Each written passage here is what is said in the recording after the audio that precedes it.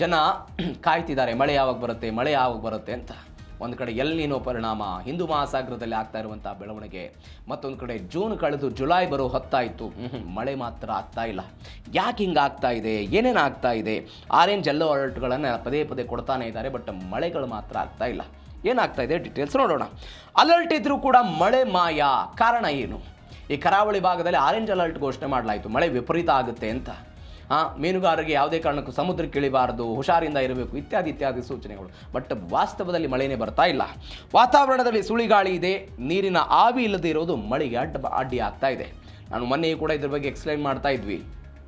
ಮೋಡಗಳಾಗೋದಕ್ಕೆ ಭೂಮಿಯಿಂದ ಒತ್ತಡ ಹೋಗಿ ಮೋಡಗಳು ಸೃಷ್ಟಿಯಾಗಬೇಕು. ಆ ಮೋಡ ಸೃಷ್ಟಿಯಾಗೋದಕ್ಕೆ ಅವಕಾಶಗಳಾಗ್ತಾ ಇಲ್ಲ, ಹೀಗಾಗಿ ಮಳೆ ಆಗ್ತಾ ಇಲ್ಲ. ಅರಬ್ಬಿ ಸಮುದ್ರದಿಂದ ತೇವಾಂಶ ಹೊತ್ತು ಬರಬೇಕಾದಂತಹ ಮಾರುತಗಳೆಲ್ಲವೂ ಕೂಡ ದುರ್ಬಲ ಆಗ್ತಾ ಇದೆ. ಸಮುದ್ರದ ಆಳದಲ್ಲಿ ವೀಕ್ಷಣಾ ಕೇಂದ್ರಗಳ ಕೊರತೆಯಿಂದ ಮುನ್ಸೂಚನೆಯಲ್ಲಿ ಎಲ್ಲ ವ್ಯತ್ಯಾಸ ಆಗ್ತಾ ಇದೆ ಅಂತೆ.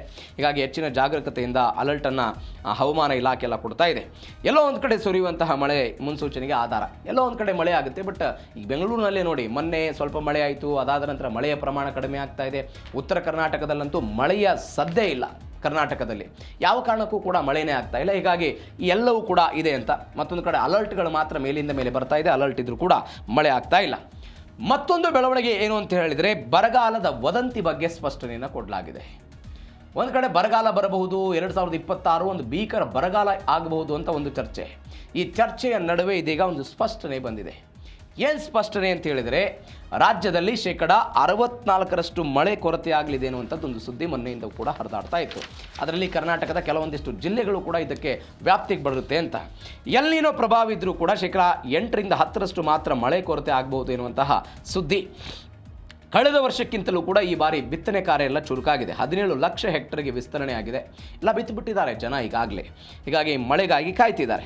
ಭೀಕರ ಬರಗಾಲದ ಲಕ್ಷಣಗಳಿಲ್ಲ. ಮಳೆ ಅಂದರೆ ಈಗ ಆಗಲಿಲ್ಲ ಅಂದರೂ ಕೂಡ ಎಲ್ಲಿನೂ ಪ್ರಭಾವ ಕಡಿಮೆ ಆಗಿದ್ದು, ಜುಲೈ, ಆಗಸ್ಟ್, ಸೆಪ್ಟೆಂಬರ್ ಈ ವೇಳೆಗೆ ಮಳೆ ಆಗುತ್ತೆ ಅಂತ ಹೇಳ್ತಿದ್ದಾರೆ. ಯಾವುದೇ ಕಾರಣಕ್ಕೂ ವದಂತಿಗಳನ್ನು ನಂಬಬೇಡಿ ಅಂತ ರೈತರಿಗೆ ಸಲಹೆಯನ್ನು ಕೊಡ್ತಾ ಇರೋದು. ಅಂದರೆ ಎಲ್ಲಿನೋ ಬರ್ತಾ ಇದೆ, ಎಲ್ಲಿನೋ ಕಾರಣಕ್ಕಾಗಿ ಸೂಪರ್ ಎಲ್ಲಿನೋ ಆಗುತ್ತೆ, ಸೂಪರ್ ಎಲ್ಲಿನೋ ಆದಾಗ ಭೀಕರ ಬರಗಾಲ ಬರುತ್ತೆ, ಕುಡಿಯೋ ನೀರಿಗೆ ಹಾಹಾಕಾರ ಶುರುವಾಗ್ಬಿಡುತ್ತೆ, ಇತ್ಯಾದಿ ಸುದ್ದಿಗಳೆಲ್ಲ ಬರ್ತಾ ಇದೆ.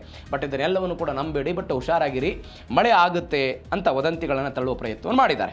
ಮತ್ತೊಂದು, ಜೂನ್ 22ರಿಂದ ಮಳೆ, ಅಲರ್ಟ್ಗಳ ಅರ್ಥ ಏನು? ಜೂನ್ 22ರಿಂದ ಮಳೆ ಅಂತ ಹೇಳ್ತಾ ಇದ್ದಾರೆ. ಏನಿದರ ಅಲರ್ಟ್ಗಳ ಅರ್ಥ? ಜೂನ್ 22ರಿಂದ ಕರಾವಳಿ ಮತ್ತು ದಕ್ಷಿಣ ಒಳನಾಡಲ್ಲಿ ಮುಂಗಾರು ಮಳೆ ಮತ್ತೆ ಚುರುಕಾಗುತ್ತಂತೆ. ಎಲ್ಲೋ ಎಚ್ಚರವಾಗಿರಿ, ಹವಾಮಾನ ಕೆಟ್ಟು ಚಟುವಟಿಕೆಗೆ ಅಡ್ಡಿ ಆಗಬಹುದು ಅಂತ ಅದೊಂದು ಎಚ್ಚರಿಕೆ. ಆರೆಂಜ್, ಸದಾ ಸಿದ್ಧವಾಗಿರಿ, ಸಂಚಾರ ಮತ್ತು ವಿದ್ಯುತ್ ವ್ಯತ್ಯಯದ ಸಾಧ್ಯತೆ ಇದೆ ಅಂತ ಹೇಳ್ತಿದ್ದಾರೆ. ರೆಡ್, ಕ್ರಮ ಕೈಗೊಳ್ಳಿ, ಜೀವ ಮತ್ತು ಆಸ್ತಿಗೆ ಅಪಾಯವಿರುವಂಥ ಹವಾಮಾನ ಇರುತ್ತೆ ಅಂತೆಲ್ಲ ಹೇಳ್ತಿದ್ದಾರೆ.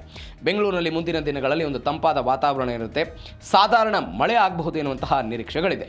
ಅಂದರೆ ಈ ಕಳೆದ ಕೆಲವು ದಿನಗಳಿಂದ ಮಳೆ ಬರ್ತಾ ಇಲ್ಲ, ಮುಂಗಾರು ಮಳೆಯೆಲ್ಲ ದುರ್ಬಲ ಆಗಿಬಿಟ್ಟಿದೆ ಅಂತ ನಾವೆಲ್ಲ ಏನು ಹೇಳ್ತಾ ಇದ್ದೀವಿ, ಆ ದುರ್ಬಲವಾಗಿರುವಂಥ ಮುಂಗಾರು ಮತ್ತಷ್ಟು ಶಕ್ತಿಯನ್ನು ಪಡೆದುಕೊಂಡು ಬೇರೆ ಬೇರೆ ಕಡೆಗಳಲ್ಲಿ ಮಳೆ ಆಗುತ್ತೆ ಎನ್ನುವಂತಹ ಸುದ್ದಿಗಳನ್ನು ಅವರು ಕೊಡೋ ಪ್ರಯತ್ನ ಮಾಡ್ತಿದ್ದಾರೆ. ಹೀಗಾಗಿ ಅವರೆಲ್ಲ ಎಚ್ಚರಿಕೆಯಿಂದ ಇರಬೇಕು. ಹವಾಮಾನ ಕೆಟ್ಟು ಚಟುವಟಿಕೆಗೆಲ್ಲ ಅಡ್ಡಿ ಆಗ್ಬೋದು, ಸ್ವಲ್ಪ ಹುಷಾರಿಂದ ಇರಿ ಅಂತೆಲ್ಲ ಹೇಳಿದ್ದಾರೆ. ಆರೆಂಜ್, ಸದಾ ಸಿದ್ಧವಾಗಿರಬೇಕು, ವಿದ್ಯುತ್ ವ್ಯತ್ಯಯದ ಸಮಸ್ಯೆಗಳಾಗ್ಬೋದು, ಹೀಗಾಗಿ ಎಲ್ಲ ಅಲರ್ಟ್ ಆಗಿರಿ, ಸ್ವಲ್ಪ ಮುಂಜಾಗ್ರತೆಯಿಂದ ಕ್ರಮವನ್ನು ತೆಗೆದುಕೊಳ್ಳಿ ಅಂತ ಹವಾಮಾನ ಇಲಾಖೆ ಹೇಳಿದೆ. ಹೀಗಾಗಿ ಮಳೆ ಬರುತ್ತಾ, ಮಳೆ ಹೋಗುತ್ತಾ, ಕಾದು ನೋಡೋಣ.